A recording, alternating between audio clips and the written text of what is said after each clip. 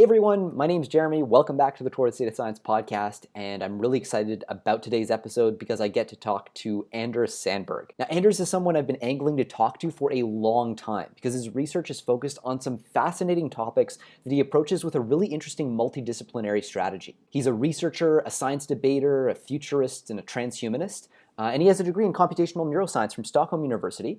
He's also currently a senior research fellow at Oxford University's Future of Humanity Institute. I will say Anders is genuinely one of the most interesting thinkers I've encountered on the topic of existential risk and the hard questions that advanced AI systems are going to force us to answer.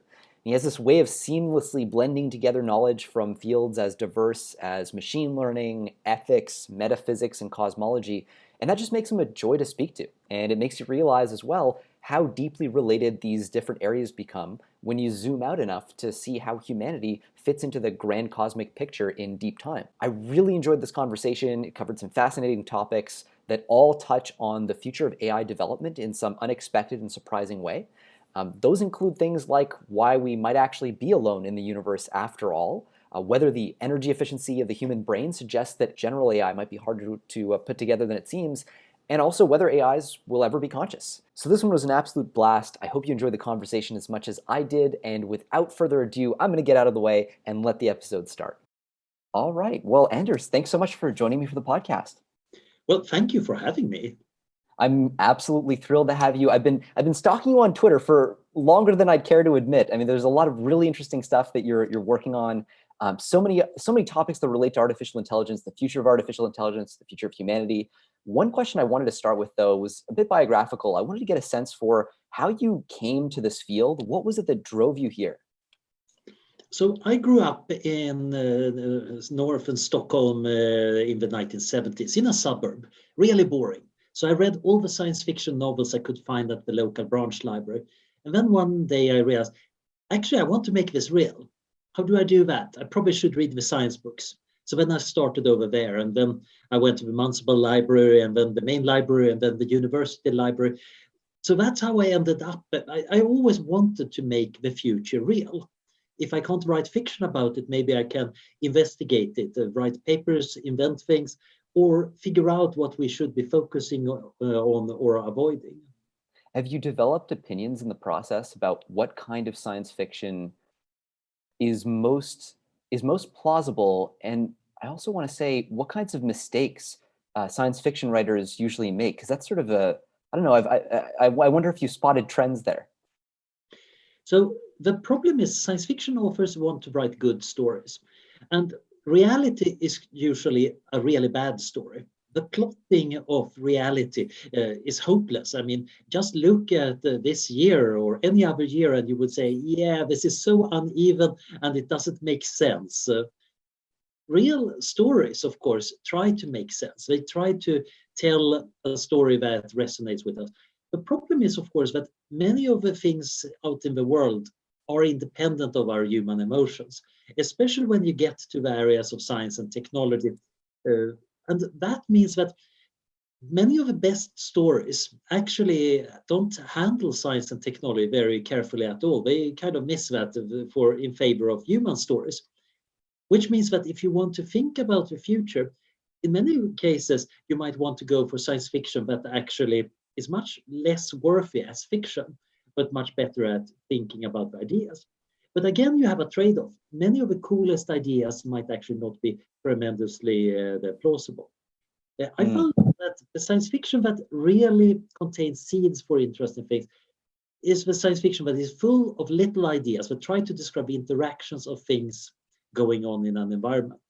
Not just the amazing technology, but also how it fails, or how kids misuse the technology, and how the counterpart to old people yelling about "get off my lawn" are now talking "get off my augmented reality" in a filter.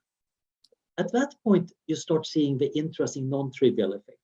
Isaac Asimov was talking about the elevator principle.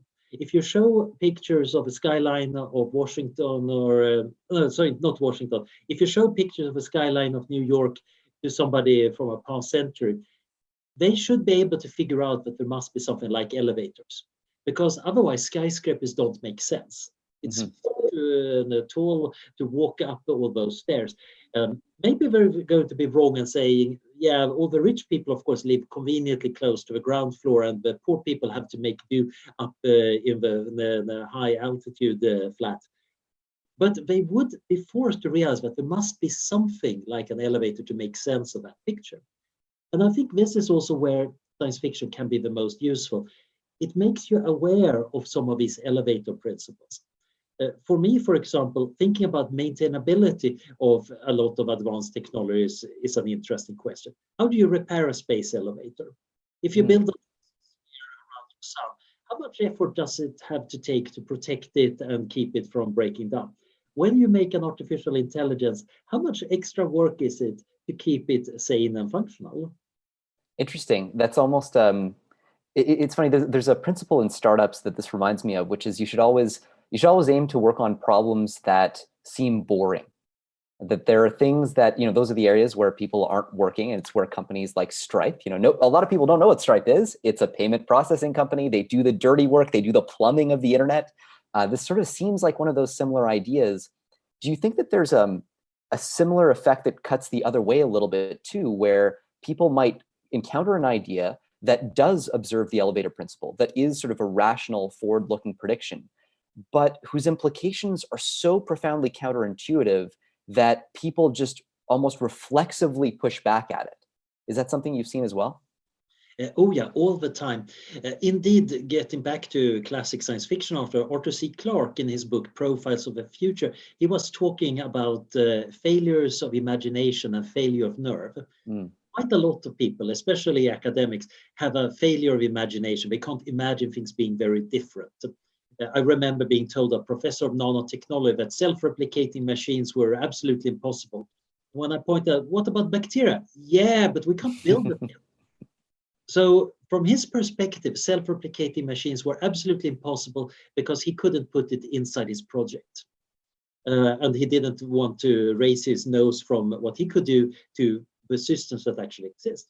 But when you have a failure of nerve, you can imagine some things, but you don't want to follow through because the consequences are so vast, so weird, that, okay, this just sounds crazy, I'm just not going to talk about it. Again, nanotechnology has that problem because the original visions of Eric Drexler that demonstrate that if you get atomically precise manufacturing that can be scaled up, the world gets really different.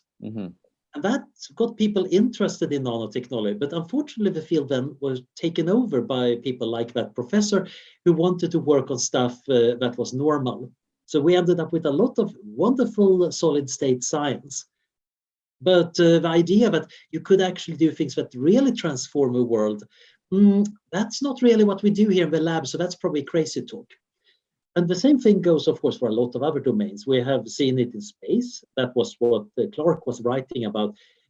Many people were criticizing the early space pioneers and giving all sorts of reasonable explanation why you could never build a rocket that could get out in space.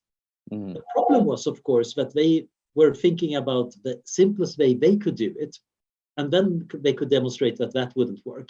They didn't think about, if somebody is really motivated to do it and actually spend some time on making a good design, what could they do?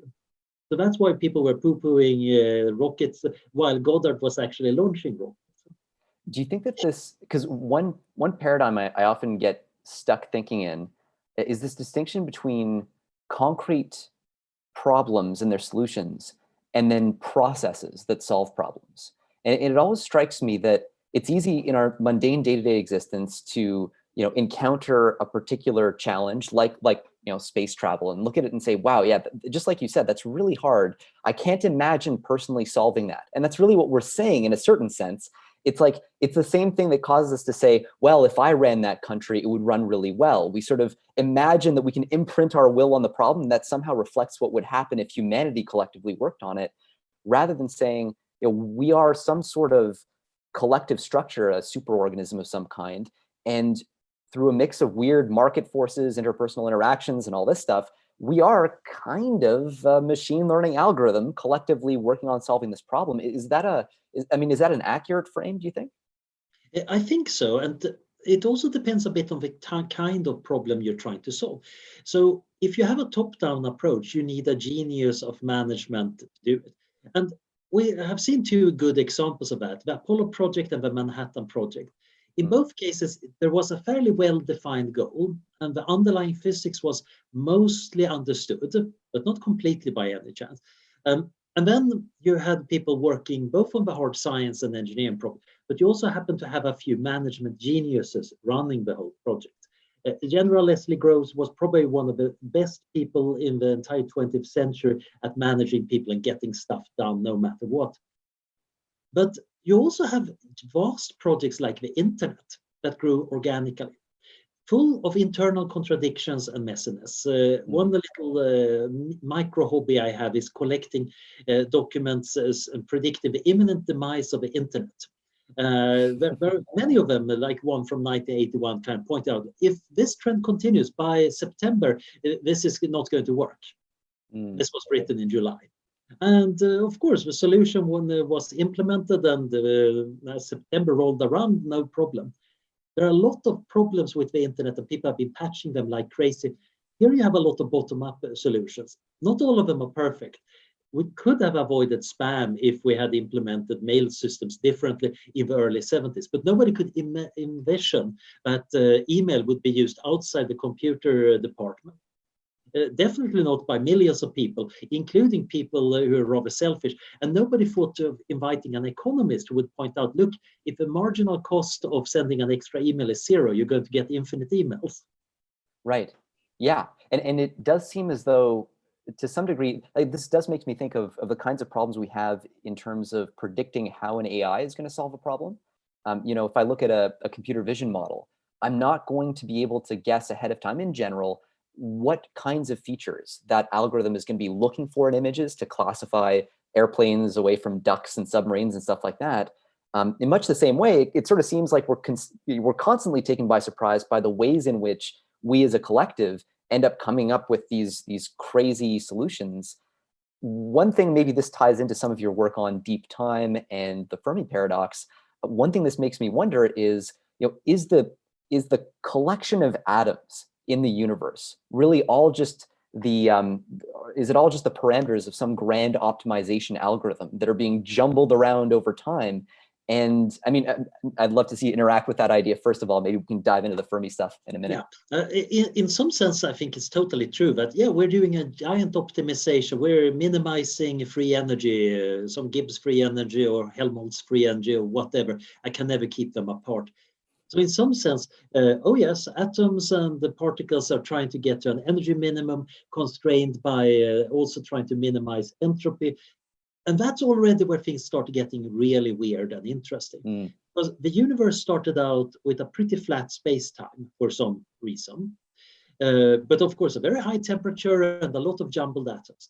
And what happens when space-time expands and temperatures go down is that now the atoms start binding together in various non-trivial patterns. And because we can clump because of gravity, you get a lot of very non-trivial patterns, including some patterns that start fusion and start generating energy. So now you get energy flows and things get even more complicated. But in the super large, you could argue that the history of the universe is basically that we're moving a lot of entropy into the gravitational field of the universe by clumping matter. And that is powering a lot of non-trivial, non-equilibrium processes that are having very low entropy. Many of them then turn out to be optimizing for other things. There is this big field of non-equilibrium thermodynamics, which I don't understand that well.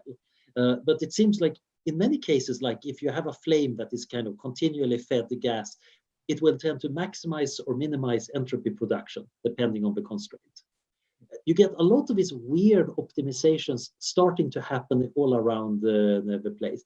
So for beings of molecular matter like us, for example, crystals really feel weird because they're so different from most of other rocks we find in nature, because they're kind of trying to minimize the lattice energy and surface energy and turn into these very exact, precise things that are very different from the normal rocks, which are of course also full of crystals of a different kind. And we are of course powered by what Schrödinger called aperiodic information crystals. He postulated, before we actually knew what the genetic code really was, that there must be some kind of molecule that could, in a regular way, contain information to build the organism. He didn't know what kind of molecule it was. He speculated a bit. He was wrong about most of that, but he was right in describing the DNA as a kind of aperiodic crystal. And the cool thing about evolution is, again, you have an optimization process. You try to maximize your fitness, or at least your genes. They're hoping, insofar we can hope, to have a lot of offspring genes. So organisms that are very successful in that, they spread their genes around. And now you get something that's optimized for its ecological niche. It's a local optimization. Many of these niches turn out to be transitory or just plain stupid, or just get wiped out by bad luck when an asteroid strikes. But the end result is that a lot of information, non-trivial information from the environment, have been converted into genetics. Our bodies are full of adaptations for handling an Earth environment. And that has happened over literally billions of generations, where cells and organisms have learned a lot of things, usually using hard lessons, and now it's encoded in our genes. Similarly, of course, some of those genes encode brains that are doing essentially the same trick, but much faster. And now we even got cumulative culture, so we're doing it on an even faster scale. And those levels of abstraction, I mean, it kind of seems like they keep piling up. And to a certain extent, I mean, it makes me wonder, because evolutionary biology is always framed in this paradigm where we say, what's being optimized for? Well, a species' genetic fitness, their ability to propagate their genes, essentially something like to propagate genetic information through time. But then sometimes it's framed as it's framed from the perspective that you're trying to optimize the number of individuals or the number of copies of these genes. It's always somewhat unclear what's actually supposed to be optimized for.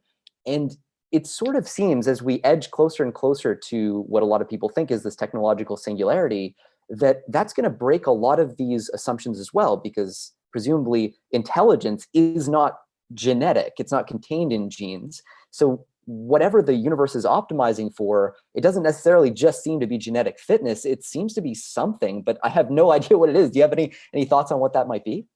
So if you could talk to evolution would say, oh yes, humans are really, really good and successful as a species. Just look at them. A large mammal of that size, that common in all parts of the world. Yeah, really good. Except, of course, a lot of humans are really bad at reproducing. I mean, why are we making contraceptives? Why aren't all men sperm donors and so on? In terms of inclusive fitness, that's what you ought to do. Instead, you get people who get religious ideas and decide, I'm going to live a life in celibacy in this monastery and think sacred thoughts. We come up with a lot of things that are more fun than rearing kids. Maybe one day we will upload ourselves into software. That's kind of really a bad idea from the sense of biological evolution. But this is what happens all the time, because biological evolution, it creates various things in order to try to optimize fitness, but it doesn't care about what those things do besides that. So sex, for example, is a good way of long-term increasing fitness and evolvability, because you can share useful genes. And then, of course, you need to have a motivation system so animals actually start having sex. So suddenly you get a lot more pleasure and fun into the world, which is, from evolution standpoint, just instrumental. But from the perspective of value, this is kind of a great thing. Brains, well, they're really to coordinate motor action and avoid getting eaten, but you can use them to imagine things and do a lot of more things.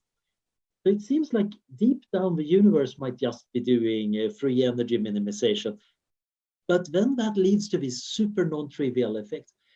So when you play around with artificial life simulation and cellular automata, quite often you get wonderful emergent phenomena that are very inspiring in many ways. I just put in some simple rules and get a lot of complexity out. But if you spend enough time with this simulation, you quite often get a bit bored, because you do get complexity, but it's the same kind of complexity most of life again and again. After a while, you're going to see those patterns. To get something truly weird, you usually have to design it yourself, kind of put it in from the outside. Many of artificial life simulations that we had in the 90s were fun, and you got small ecosystems, but then they never became more complex, which is very different from our own ecosystems and our own societies.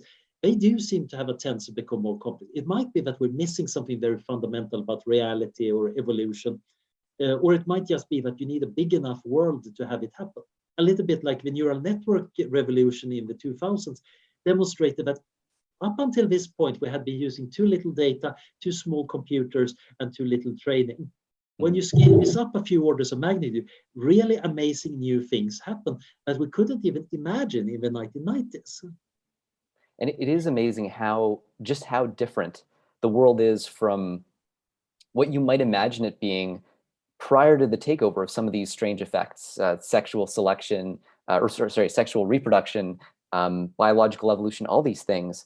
It sort of highlights how strange these processes are, and raises, of course, the question of how common they must be at the universal level.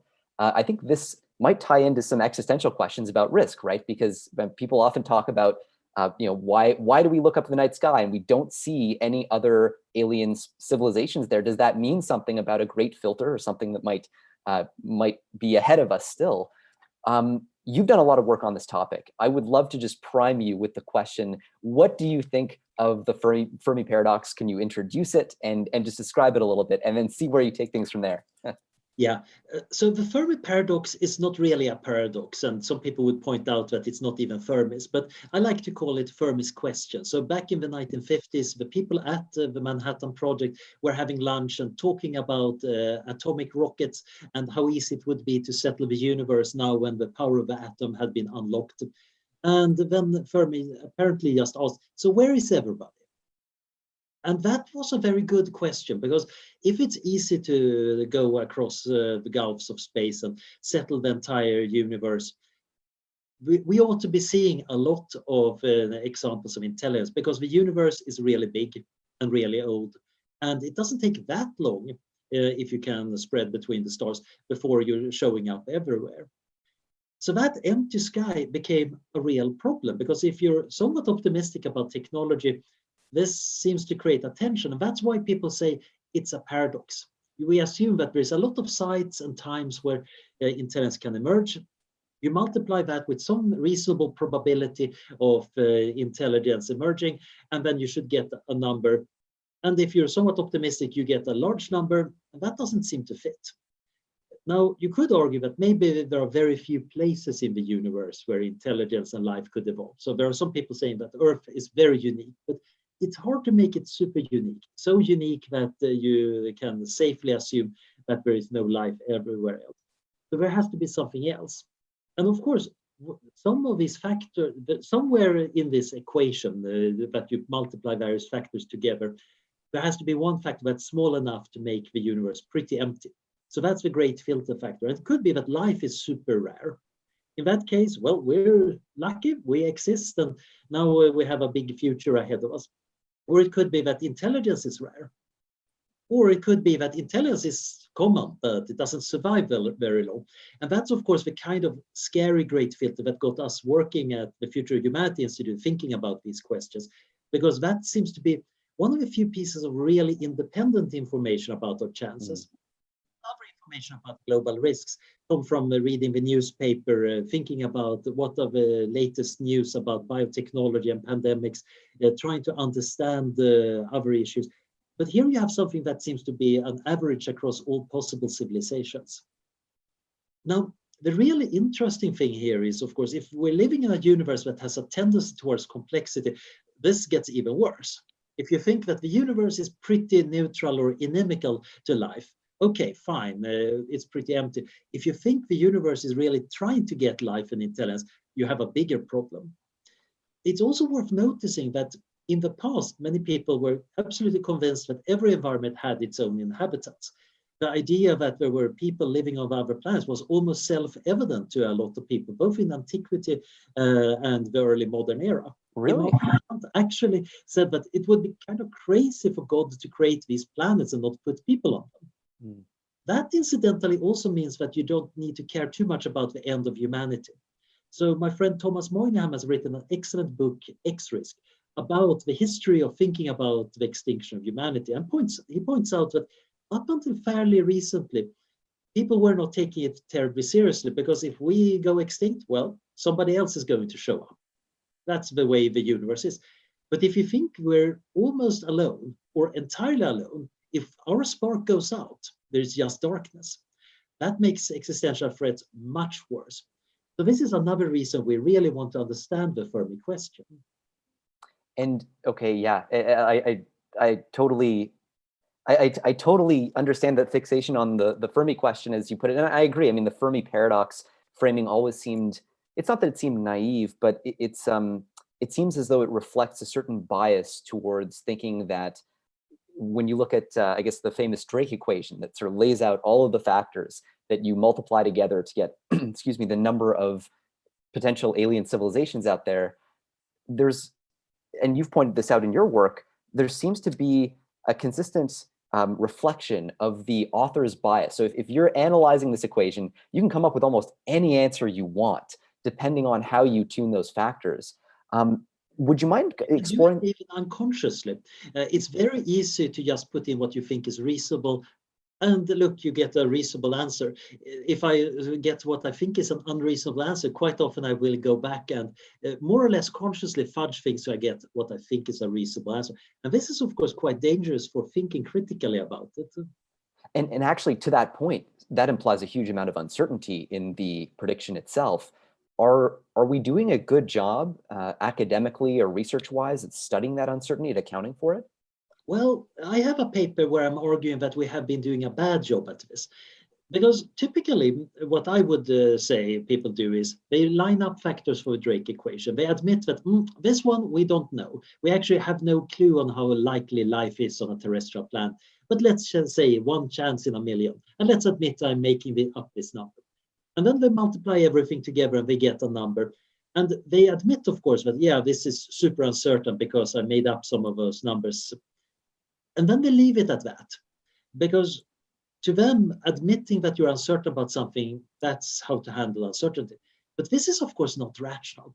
If I'm uncertain about how many people live in San Francisco, I should be stating a range that I think I'm 90% or 95% certain it's inside. I can't just say, okay, I think it's 5 million people, and then not mention how wide the range could be around that. Now, the interesting part is that if you actually take the Drake equation and try to put in proper ranges, or even better, if you have even have probability distributions you put in on your level of knowledge and uncertainty, you will get a range of answers. And then it turns out that actually you get a pretty big spread given the current state of knowledge. So we know fairly well the number of stars in the Milky Way and the rate they form at. We have a decent idea that, okay, terrestrial planets are a dime a dozen. There are a lot of them. We have more or less 100 orders of magnitude of uncertainty about how likely life is to emerge on a planet. It could be that it happens within 10 minutes of the first puddle showing up. It could be that it happens through more or less a thermodynamic miracle once every 10 to the power of 100 planets or something like that. We honestly don't know. So when you put it in, you get a very broad uncertainty distribution. And even if you're pretty optimistic on average, so you think that on average it should be maybe 10 civilizations in the Milky Way, you get a lot of probability going down into the tail that we're actually really alone in the observable universe. If you do that, suddenly an empty sky isn't that problematic. I might still have some hope that I'm right, that we have some space brothers out there, but the empty sky is not terribly surprising. If I'm instead just putting in numbers, then I'm going to end up with saying, oh, there should be 100 civilizations here. Why aren't we seeing them? Yeah, no, it's interesting how those, especially because you're multiplying. I mean, you're multiplying all these probabilities together, right? So would it be a good nutshelling of this argument to say, you only have to fall on the very, very pessimistic end of the range for one of these parameters to really destroy any hope or reduce significantly, at least, the probability that we have any interplanetary neighbors? Yeah, exactly. And it's important to realize that many professional astronomers will say, yeah, but people aren't that stupid when they use the Drake equation. And then, of course, I immediately start waving a bunch of published peer-reviewed papers around that does more or less the same thing. And many people are equally overconfident about what is super unlikely. So there are some people who think that life is super unlikely. We actually had to change a little bit in our text, not to give any help to creationists, claiming that obviously only God can add life to a planet.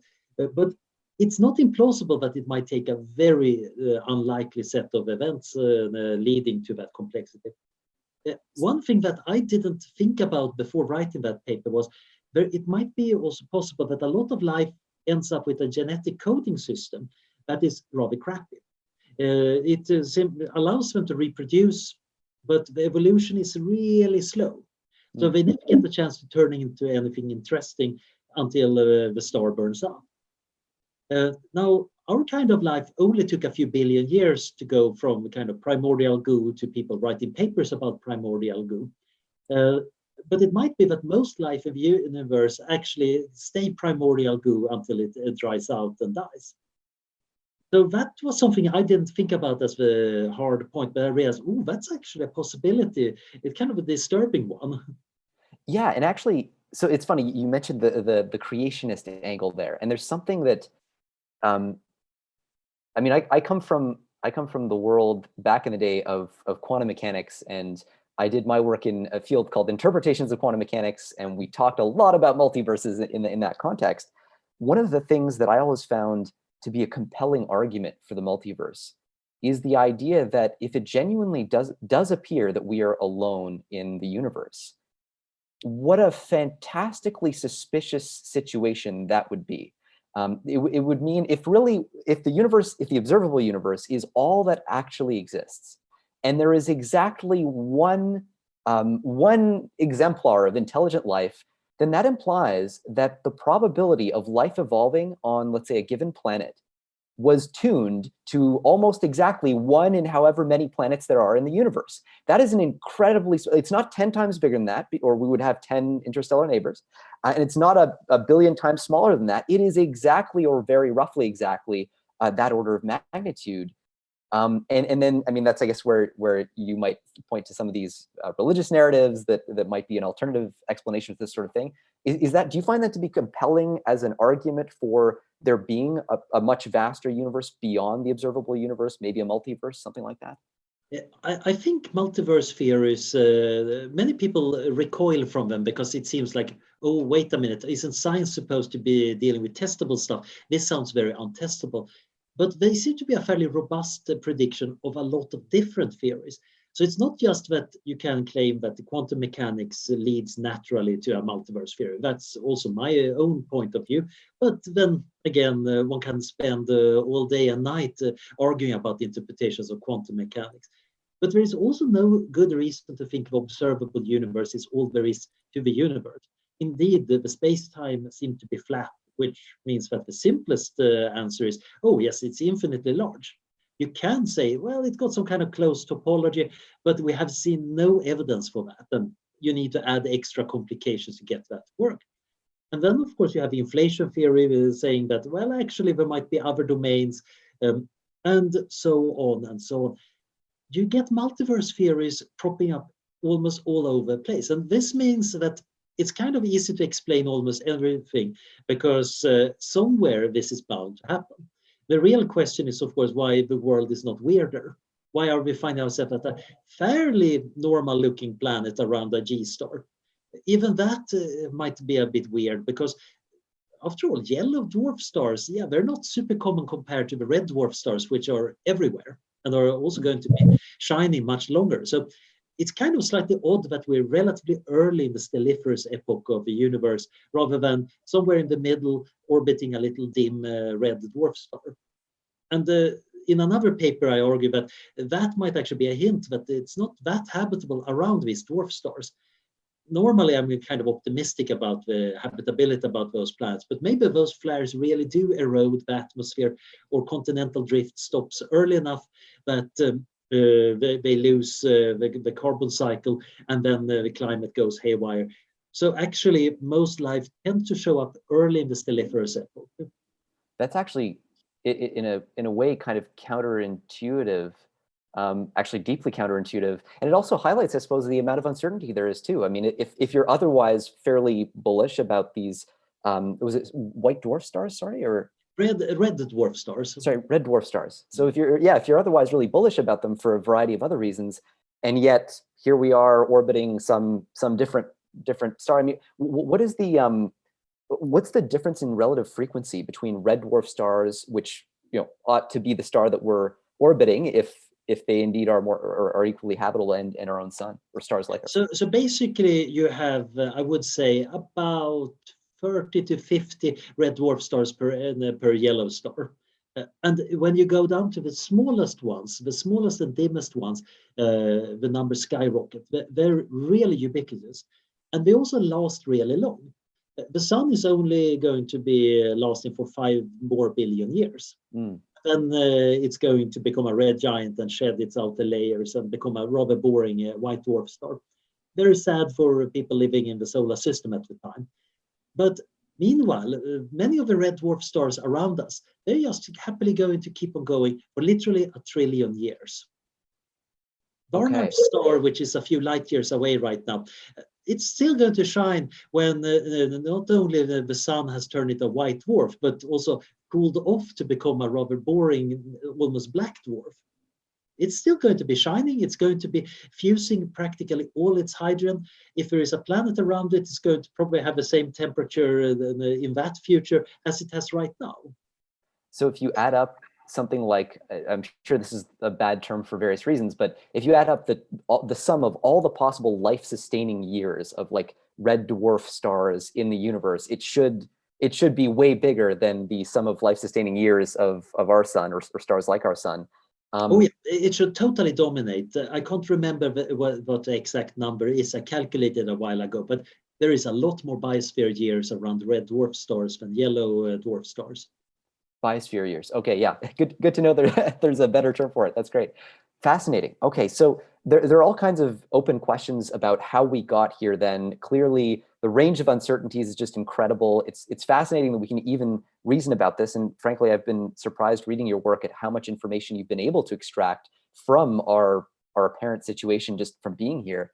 Looking in the more forward direction as the evolution of the universe continues, obviously one of the big things on the horizon, the biggest phase shift that we have to look forward to here, is potentially something like the emergence of advanced artificial intelligence, artificial general intelligence, super intelligence, and all that entails. You've done some work comparing artificial intelligence in terms of its energy consumption and the human brain, and looking at arguments people have made that suggest that maybe artificial intelligence will take longer to develop because for energetic reasons. You've argued that's probably a bad argument. I'd love to hear you unpack that sort of whole body of thinking. So right now, if you want to run a big machine learning model, you're going to be spinning up your data center, and your electricity bill is going to run into the kilowatt or maybe even megawatt range. It's kind of not cheap. Meanwhile, of course, even the most brilliant human brain is running between 20 and 25 watts of power. That's a fairly dim light bulb. Well, that's a fairly dim incandescent light bulb. If you use LEDs, it's actually fairly bright, but it's still not that much energy. And that's really weird because neurons in the brain work by a kind of Rube Goldberg mechanism for transmitting information. Basically, you have ion pumps that separate the potassium and sodium ions on the different sides of the cell membrane. When a signal comes, channels open, they flow through, it creates an electric potential that opens other channels, and you get a little wave spreading electromechanically at about the speed of sound. It's kind of silly, but it works pretty well. Now, the interesting part here is that you could probably be more energy efficient if you could do nanoelectronics on that scale. But still, brains are way more energy efficient than current computers. So then there are some people trying to use this as an argument, saying, look, in order to get true AI, you need enormous amount of energy, and obviously you can't do that. Now, the problem here is, are we comparing apples and oranges? And I think that's what's going on, because when an infant starts learning language, it's not exactly doing the same thing as when we train a big language model in the data center. The infant hears a fair bit of talking in the room it's in. It's hearing things from radio and television.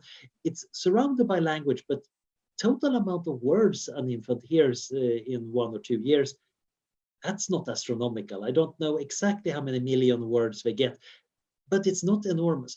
Now compare that to modern language models that do really well. You basically feed them all of Wikipedia and Reddit and a big chunk of internet and Project Gutenberg and all the translated United Nations text, and essentially as much text as you can get your hands on. It's an enormous, vast amount. Yet they also learn it after about a week of training in the data center.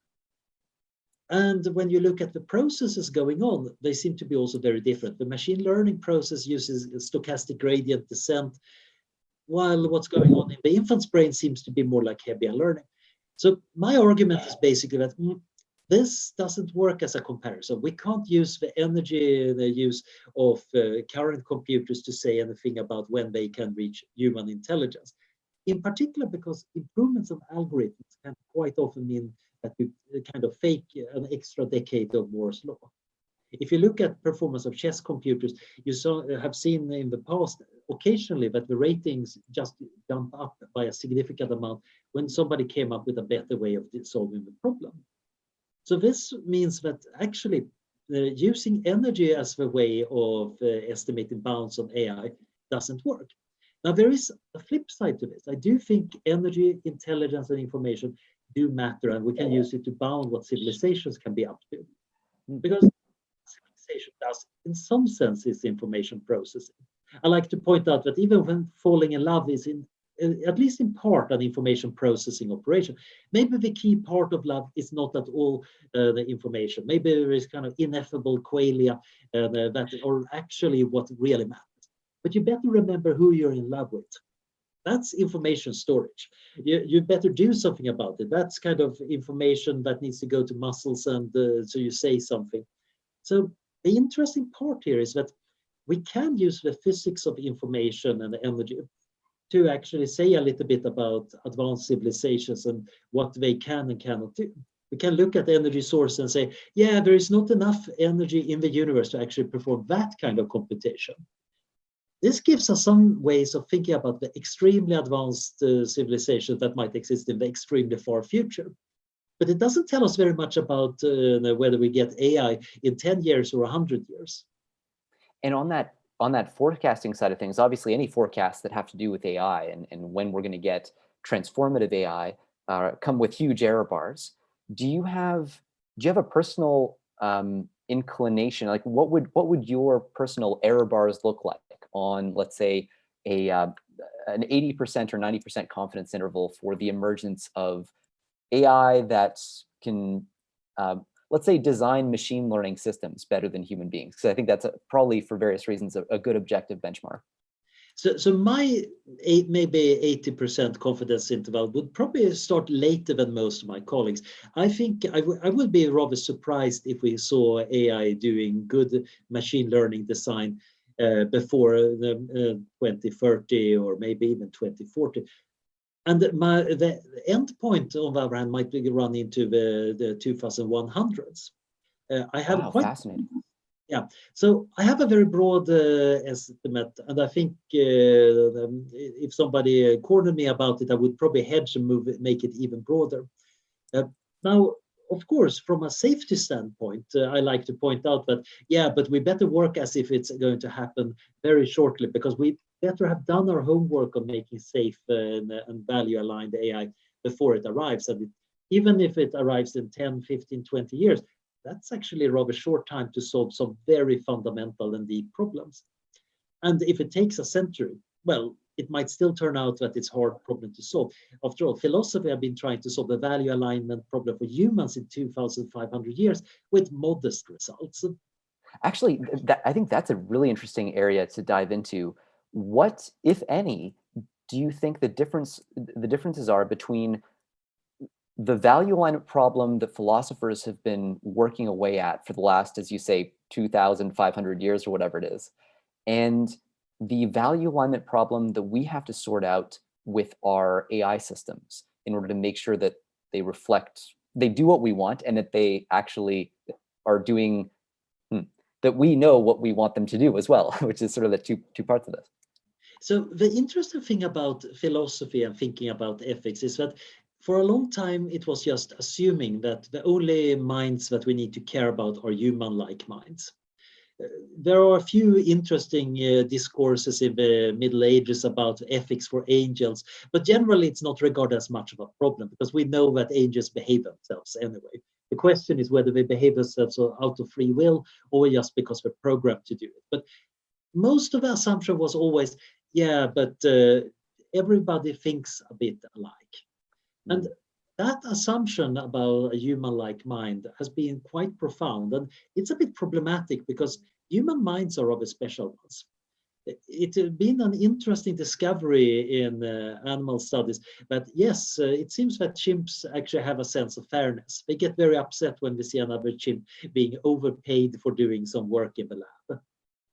It's not just envy, it's also that they realize, wait a minute, why did I just get one banana when that chimp got two bananas?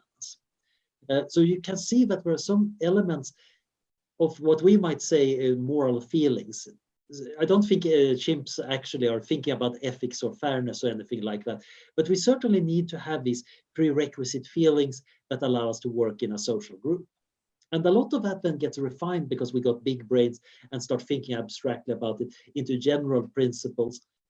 But underlying that is a particular design of reward functions in brains. We have a motivation system of a particular kind. And up until rather recently, philosophers just assumed that it was all like that. So, and I think the cool thing that is happening right now is that artificial intelligence is introducing an other into ethics that is rather challenging.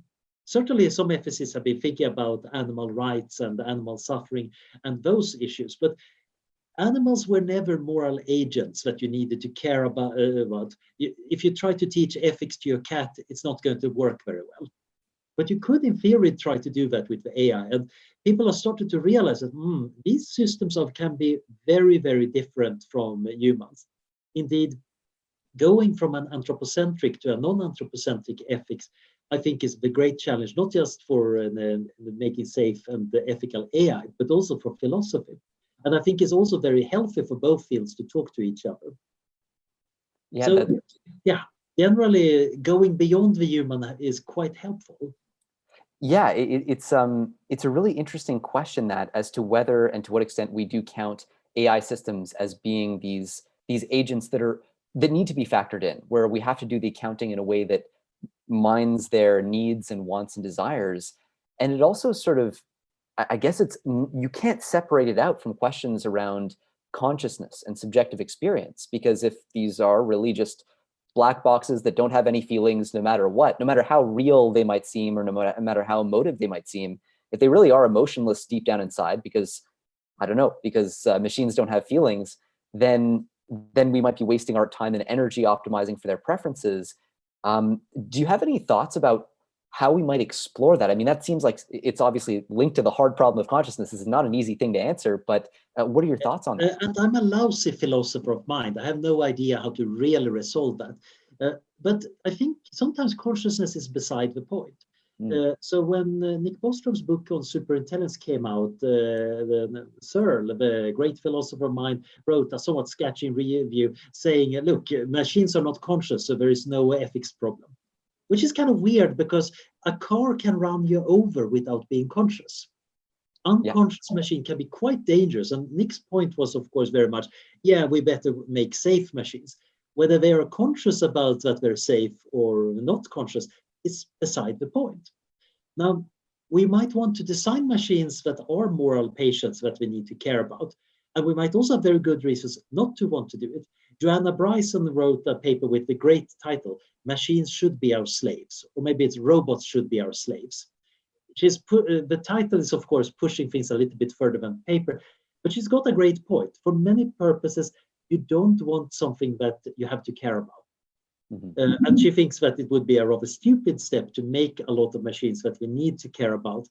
I also think that if you can make a machine that we would be forced to care about, somebody's bound to do it, if only as an art project. So the real question is, can we tell systems apart that we need to care about and not? And I think that's going to turn out to be really tricky. Because normally we tend to use intuitions like, okay, I talk to it and it gives sensible responses. Okay, I believe that there's somebody around there. But we know that humans always fall for chatbots. It's kind of embarrassing how easy it is to fool humans to think that there is somebody there. Because we're fine-tuned to assume that the better safe than sorry. If something seems to be having a mind, we should probably assume it's a human-like mind, which is also why we're projecting human-like minds on animals and natural phenomena, and probably building up religions to explain who got so angry that that thunderbolt hit that tree. You immediately fill in some suitable agent for that. The problem is, of course, there might be systems that are not agents at all, and where this metaphor really fails. When you think about something like the Google search engine, is that a being? No, not really. The borders of the search engine are very fuzzy, and indeed, it's not even functioning in the way a human mind would. We might end up in a world with a lot of very important, powerful systems that do a lot of clever things, but are so dissimilar from us that we need new moral categories. It might be that it's a bad thing to delete a really good search agent, but not because it's bad for the search agent, but it might be like a piece of art. Or it might be that there are other values or goals that matter. So there are some ideas in animal ethics, for example, that animals have life projects and we shouldn't be interfering with them. And you can imagine robots having projects, even though they maybe they're unconscious. Normally, ethicists would say, yeah, unconscious things don't really have any moral rights. But if you go into environmental ethics, you will find the biocentrists and the ecocentrists saying that actually ecosystems might have value. And if you go into terraforming ethics, you will find a few philosophers saying, oh, that unliving planetary environment has a value on its own, and it would not be helped if we introduce life. So they might be very willing to say that, yeah, maybe some of these robots should have some form of right, or we should respect them, even though they're still just juggling around numbers and bits without having any internal experience. This is, of course, very far outside how we normally deal with it, and how we should arrange our own affairs as a society and people relating to things around us is going to be quite challenging. This makes me think of the part of the conversation earlier where we were talking about human superorganisms, or let's say the collection of all human beings on the planet as being one coherent organism. If viewed through that lens, do we have a moral responsibility to whatever that superorganism is? I mean, we basically act as its cells, and who's to say it doesn't have a legitimate conscious subjective experience? Certainly, maybe if you zoomed out like crazy, you could look at planet Earth and see it evolve over time and go, oh, that's a planet that's gradually waking up. Something is happening. This whole ecosystem deserves some sort of moral standing independent of the individual entities in that system. I guess the problem there too is, like, you get into combinatorics, because you could easily say, well, is Canada its own entity with moral thing? Anyway, do you have any thinking on that sort of almost inverse reductionist position? Yeah, so Eric Schweizgebel, a very fun gadfly philosopher, he wrote a very fun paper about what does it take to claim that the United States is conscious. And he argued that, under some fairly common sense assumptions, it's not terribly hard to lead the reader to conclude that, maybe the United States is conscious. And presumably then Canada would be conscious. But what about the United Nations? Or indeed the World Economic System? That combinatorics is not necessarily that crazy. After all, we normally have two brain hemispheres, and they have a limited bandwidth between them. And different modules in our brain are actually not fully aware of the information in other modules. Sometimes you can get these weird, disjointed experiences. I remember coming home one evening and noticing that coat and hat hanging on a rack looked really like a sinister character lurking. And then I jumped, because another part of my brain had noticed a sinister character lurking in the darkness. So the different part of my brain had reached different conclusions about the same time, and I were kind of conscious of both. Now, it could very well be that the same thing happens with the superorganisms. In some sense, Google can be a conscious superorganism that's also part of the United States of America and the world economy. They're also separated to some extent by the limited information flows between them. But you can sometimes say that it makes sense to treat, in this situation, that part as fairly separate. Just like we might say, right now, we humans tend to be fairly separate from each other, but you can also talk about what particular groups are doing. You can say that the science community has decided that the following statement seems tentatively true about the world. But there is a lot of scientists inside that community that haven't even heard the news. It's fascinating how consciousness might turn out to be a fractal problem in that way, and it sort of lends itself to thinking about ultimately panpsychism. I mean, if every neuron in my brain is conscious, every cell in my body is independently conscious, where does that end? Is every organelle within every cell conscious? And can I keep going all the way down until every quark and lepton is conscious? I mean, every particle. And then we might have to worry about what about unhappy leptons and quarks? Maybe they are the true moral problem in this universe. Animal and human suffering, that's nothing. We really need to help the poor up quarks. Who knows? They'll have their own lobby. Now, actually, to that. But there is an important thing here. Consciousness might be a simple thing. And it's not implausible that you could stretch it out to encompass everything. Then we happen to be the kind of objects that also write papers and talk and think about being conscious, which probably isn't true for the rocks. But there are other properties our minds have that are non-trivial and probably don't carry over when you go arbitrarily far down. After all, we're both speaking English. But if I were to examine your brain, I'm not going to find an English-speaking neuron. It's a system that has a certain property. And this is, of course, my response to Searle's Chinese room thought experiment. I think it's totally true that some systems have properties that you don't find in the parts. And the wetness of water happens when you have enough water molecules together. It's not exactly part of the water molecule. So many morally relevant parts of our minds might exist on some levels and not others. And this might, of course, be interesting when you go upwards to the superorganism. Maybe the United States certainly speaks English in a sense. But could it be that we can speak about virtues of nations or civilizations? We can certainly talk about virtues of people. I can't speak about virtues of a body part or a neuron, but it makes sense to say that that guy is a tenacious one, that one is brave, that's a cowardly thing. And maybe we can say, that's actually a brave civilization, or that might actually make sense. There might even be virtues that exist on a civilizational scale that doesn't exist on a human individual scale.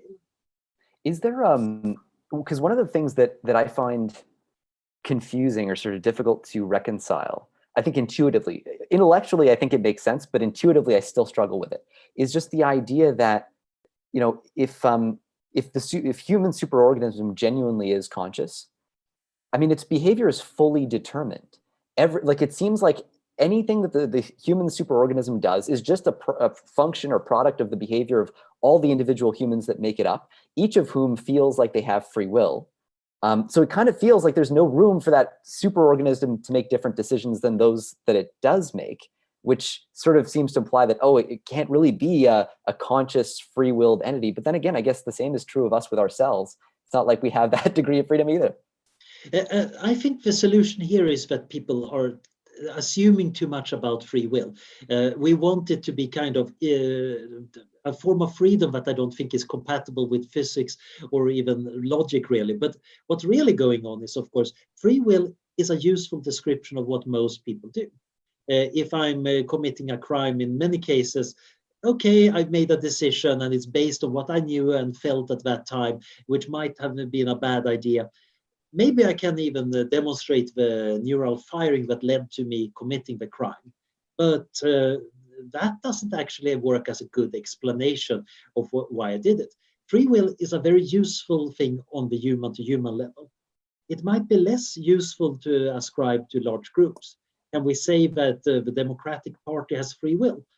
Well, to some extent, yes. Decisions are being made on the party level, and we might ascribe them to individual people, but you could also say that actually it's a bit of an emergent phenomenon because the people are talking to each other, and sometimes there is a group decision that nobody's really supporting, but there is still a group decision. So I think it's important to try to see at what level does the explanation work. So normally when we talk about free will, it's about predictability. When you say that somebody is being robotic, That means that you have a fairly good model of how an input generates an output. It's of course fairly trivial to make a simple program that's extremely hard to predict. But most of the time, we don't think a random behavior is the really interesting. We think appropriate behavior that is hard to predict. That is kind of what we ascribe free will to. But we get that for a lot of systems. It's just that in most cases, we don't interact directly with the biosphere or civilization as a whole. We deal with people or organizations, but their free will is not at all implausible. We might say, well, Facebook to some extent has free will in setting up privacy policies. You might say, well, it depends on what Zuckerberg says. But actually, there are shareholders, there are internal structures. So it's a bit more complicated than that. There are other organizations that are maybe even more free in deciding what to do. Yeah. The really important question is, of course, how much we can blame them then for what actions they take or don't take. Right, which I guess is its own kind of separate moral category and something that we'll maybe have to figure out. I mean, do you think that these things are problems that these questions are questions that we'll need to answer in order to be able to safely navigate the technological transition that's coming? Or can we get by with, say, a subset of them? Or what are your thoughts on that? I think we will probably have to make do with a subset, and that might be very scary, because I think it would be great if we could just solve all these deep questions. But some of them might just be irreducibly complex. It might be that some things don't have a general answer. But I think good heuristics can really help you quite a long bit.